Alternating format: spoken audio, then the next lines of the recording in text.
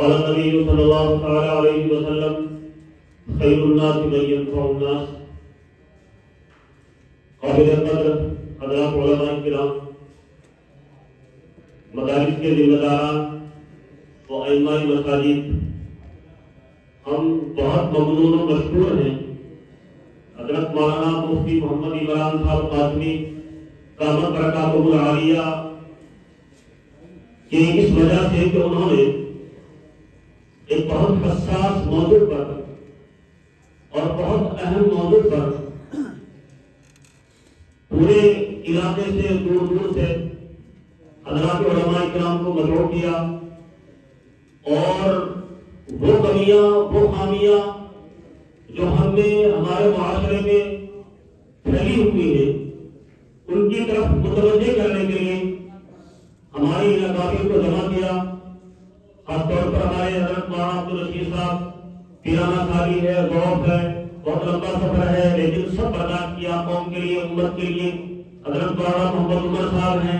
پیرانہ سالی ہے، سب کچھ برداشت کیا. حضرت مولانا محمد عادل صاحب ہیں، بہت مشہور ہیں، لیکن اس سب کے باوجود ہماری ہمدردی میں، ہماری محبت میں، قوم کی ہمدردی میں یہ اپنے تمام اوقات کو نکال کر مولانا عبدالمالک صاحب ہیں، بہت سارے اسفار کر کے آئے ہیں. تو مجھے بتانا یہ ہے کہ ان حساس موضوعات پر جو ابھی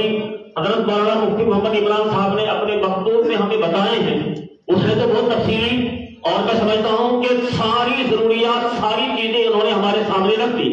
وہ ان تمام حساس موضوعات پر انہوں نے اشارتاً ہمیں بتلا دیا کہ ہم کتنی گمراہی کی، بددینی کی اور دنگل میں پھنسے ہوئے ہیں. وہ سارا کچھ ہمارے سامنے واضح طور پر آ گیا ہے.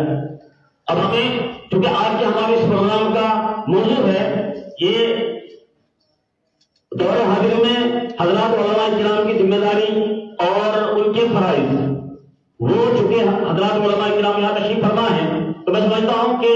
میں نے اللہ کے رسول صلی اللہ علیہ وسلم کی حدیث آپ حضرات کے سامنے پڑھی ہے. اللہ کے رسول فرماتے ہیں لوگوں میں سب سے بہترین، سب سے اچھا وہ ہے کہ اس کی ذات سے دوسروں کو نفع پہنچ جائے.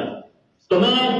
اس تعلق سے چونکہ ہمارے علاقوں میں ہر آدمی اپنے اپنے علاقے کے اعتبار سے واقف ہے، خاص طور پر ایک مرض نشے والا ساری جگہ عام ہوتا جا رہا ہے، اس سے ہماری نسلیں، ہمارے بچے، ہمارے گھر کے گھر تباہ ہو رہے ہیں. یہ خاص طور پر سب جگہ ہے. اس کے لیے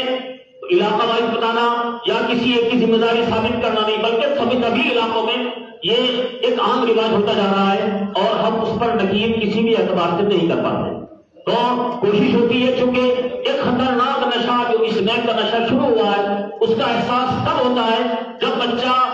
بھی خون کے آنسو رونے شروع کر دیتا ہے اور اس کے ماں باپ بھی خون کے آنسو رونے شروع کر دیتے ہیں. تب اس کا احساس ہوتا ہے کہ ہمارا بچہ ایسے خطرناک نشے میں مبتلا ہو چکا ہے. تو دوستو ان سب ساری چیزوں کے لیے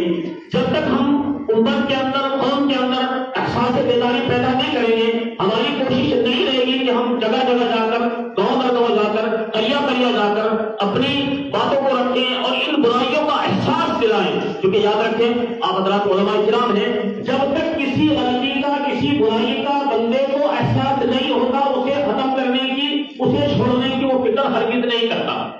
تو جب ہم احساس دلائیں گے، ہم گاؤں در گاؤں جا کر کے، قریا در قریا جا کر کے اپنے مواد حسنہ سے، اپنی باتوں سے، جو علاقے کے مدارس ہیں وہ اپنے علاقے کے طور پر کوشش کریں. ہماری حضرات علماء کرام تو پورے جہان کے لیے، پوری دنیا کے لیے، پورے ہندوستان کے لیے ہیں، لیکن ہم لوگ جو اپنی اپنی سطح پر اپنے اپنے مقامات پر کام کر رہے ہیں تو ہماری ذمہ داری، ہمارا فریضہ یہ ہوتا ہے کہ ہم گاؤں در گاؤں جا کر کے لوگوں کو ان برائیوں کا احساس دلائیں اور یہ احساس پیدا فرمائیں کہ ہم جس برائی میں لگے ہوئے ہیں اس سے ہم بھی تباہ ہوں گے، ہماری نسلیں، ہمارے بچے بھی تباہ ہوں گے. اس کے لیے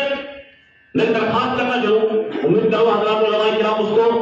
کوشش کریں گے کہ ہم لوگ اس پر عمل کرنے کی کوشش کریں. جو علماء کرام جہاں جس مقام پر کام کر رہے ہیں وہ اپنے علاقے میں کوئی بھی گاؤں، کہیں بھی کسی بھی مسجد کا انتخاب کر کے اس میں ہفتے میں ایک دن یا 15 دن میں ایک دن، مہینے میں ایک دن کوئی تفسیر کا سلسلہ شروع کر لیں یا کوئی حدیث بیان کر کے اس سے جوڑنے کا سلسلہ شروع کر لیں. انشاءاللہ آپ تفسیر کا سلسلہ شروع کریں گے، اس سے نفع یہ ہوگا کہ انشاءاللہ لوگ آپ سے جڑیں گے. اور چونکہ قرآن کے تعلق سے، قرآن کی نسبت ہم گئے ہوئے ہیں، پہنچے ہوئے ہیں کسی گاؤں میں، کسی مسجد میں، تو لوگ جڑنے کی کوشش کرتے ہیں انشاءاللہ. ایسے طور پر چونکہ تفسیر ایک بہت خوش موضوع ہے، یہاں حضرات علماء کرام مفتی کرام صاحب موجود ہیں، یہ بہت خوش موضوع ہے، لیکن ہم قرآن کریم کے تعلق سے وہ موضوع جو عوام کے لیے مفید تر ثابت ہو سکتا ہے اس موضوع پر اہمیت کے ساتھ بات کر رہے ہیں. جو نحوی لغوی سرفی بحثیں ہیں اسے انہیں چھوڑ دیں. اگر ہم ایسے طور پر کوشش کریں گے تو انشاءاللہ لوگ چونکہ قرآن کے تعلق سے ہم جو گئے ہوئے ہیں تو لوگ جڑتے ہیں.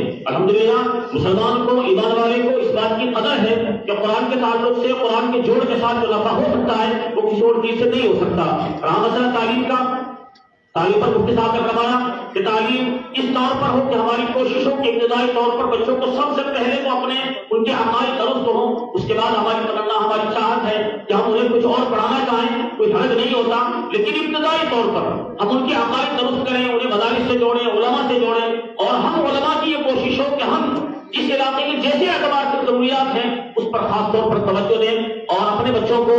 مدارس سے جوڑنے کی جو بھی فکر کر سکتے ہیں. مثلا ہمارا کوئی بڑا مدرسہ چلتا ہے، ہم اس کے تحت کوئی چھوٹا اسکول شروع کر لیں، ہم اس کے تحت الحمدللہ مدارس سے چونکہ جس نہج پر جس سڑک پر چل رہے ہیں الحمدللہ یہ تو 100% کامیابی ہے اور پوری انسانیت کے لیے کامیابی ہے. اگر مدارس کو ہم تک کریں گے، مدارس کو دخل اندازی کریں گے تو غلط ہو جائے گا. ہاں بڑے مدرسے والے جو حضرات کے طور پر تحت کوئی چھوٹا اسکول چلا سکتے ہیں، اس سے بچوں کی ابتدائی طور پر اس سے جوڑ سکتے ہیں. کیونکہ معاشرہ یہ ہوتا جا رہا ہے، ہم لوگ علاقے میں رہتے ہیں، گھومتے ہیں، دیکھتے ہیں کہ لوگ اس طرف متوجہ زیادہ ہوتے جا رہے ہیں. تو ہمیں اس بات کا احساس ہو کہ قوم کی ملت کی جو ضرورت ہے ہم اس اعتبار سے پیش ہو جائیں. چونکہ ابھی مفتی صاحب نے مثال پیش کی، ہمارے سامنے بہت ساری مثالیں آتی ہیں کہ بچوں کو غلط اسکولوں میں داخل کر دیا، وہاں سے غلط عقیدہ لے کر آ رہے ہیں، وہاں سے غلط ذہن لے کر آ رہے ہیں اور ایسے ایسے سوالات کرتے ہیں کہ جناب باللہ ڈر لگتا ہے سوال سننے کے بعد بھی. ان حضرات کو واقعہ پڑتا ہوگا، بڑے حضرات ہیں، لیکن ہمیں بھی کچھ لوگ کچھ نوجوان جو اسکول میں پڑھے ہوئے ہوتے ہیں